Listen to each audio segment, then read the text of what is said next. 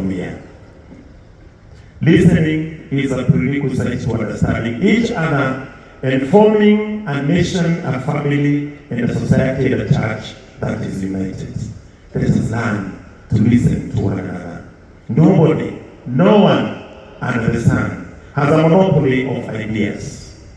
Just as Ahaz had a dialogue with God on how to rescue his nation, we are all being called, civic leaders in the civic world, in the church, that we must come and listen to one another in matters affecting our nation, matters affecting health.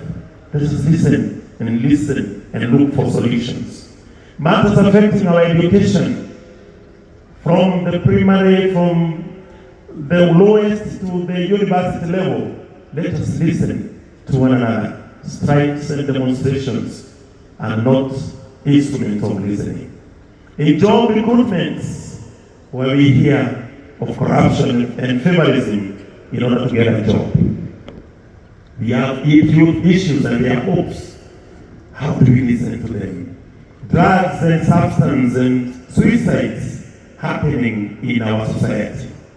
How do we tackle that unless we listen to one another?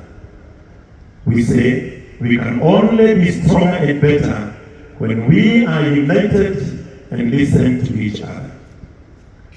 We are not signboards. We are not signboards, but we are living signs of the new life of God's presence and hope and new beginnings. That is why we can renew ourselves. Signboards don't change, but living signs can change. We are signs that give hope to a traveler, that a sign gives hope to a traveler that you are not lost. You are on the right path, and within a very short time, you will reach home. Home where there is peace, where there is love, and there is warmth. Where everybody feels included in nation building and sharing in the national cake. We will never give up in seeking for that home, in working together in seeking for that renewal. We will never tire, because hope does not disappoint. As one said, one of our bishops, that we shall remain indefatigable. We shall never tire. Our gospel today from Luke chapter 2 verse 27 to 35 continues with the same theme, that Christ is the sign of hope, of light to humanity. Indeed, he is the hope and he is the light to nations. Simeon takes the child Jesus into his arms and declares him as a sign of light for revelation to the nations. And to Mary, his mother, he says, this child is destined for the fall and the rising of many, and a sword will pierce your own soul. Jesus, the Messiah that Mary brings into this world, he brings transformation, revolution, renewal, change to a world that is corrupted by our selfish human nature. And that's why Simeon says he is destined for the fall and rise of many. The transformation and revolution he brings is first into our hearts. Yale mabadiliko nataka tuwe nayo kwanza ni katika roho zetu, tuweze kutubu na kuamini Injili ile tunayokiri kila wakati. What we confess as our faith must be seen in our lives, in our daily practice. We must act and act very fast. Lazima tuwe very swift kufanya yale ambayo ni wajibu wetu. Kila mtu mahali yupo. To do what? To bring down the structures of sin and evil. They are in our hearts. They are in our offices. They are in our communities. They are in our society. The structures of nepotism, where somebody looks only at his family. The structures of corruption, bribery, in all areas. In order to build new structures of the goodness of God structures of unity, of love and integrity. And if we are to embrace Christ like Simeon, we shall have a spirit of renewal.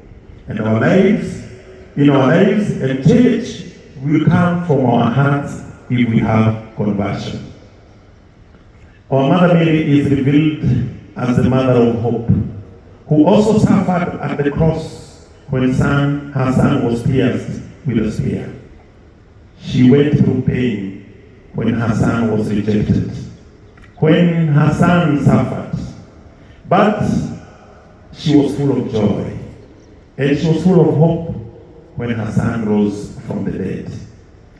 Therefore, she represents us on our journey today, that in order to bring forth the Prince of Peace, truth and justice, new life, we must be ready to feel the pain of leaving behind all that stops us from bringing Christ. We carry the cross and follow our Son, renewing the hope that comes through metanoia, through conversion, standing firm for Christ up to the cross, up to Calvary, and rising up with Him as renewed and new life.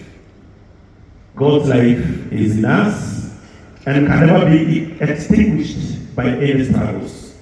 Uhai wa Mungu na maisha ya Mungu iko ndani yetu, na hakuna lolote ambalo linaloweza kuvunja ama kuzima mwanga huo na hiyo mwanga na maisha ya Mungu yaliyo katika mioyoni mwetu na hata katika familia zetu.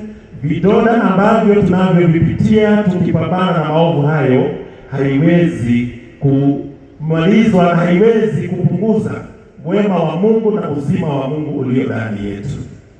We must go back from this mountain therefore and turn the tide of mistrust that has spread throughout the country in our nation and start building trust.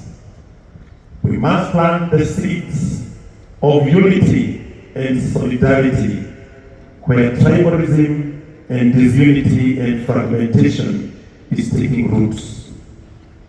We must plant the seeds of hope where hopelessness, anxiety and fear of exclusion is taking roots.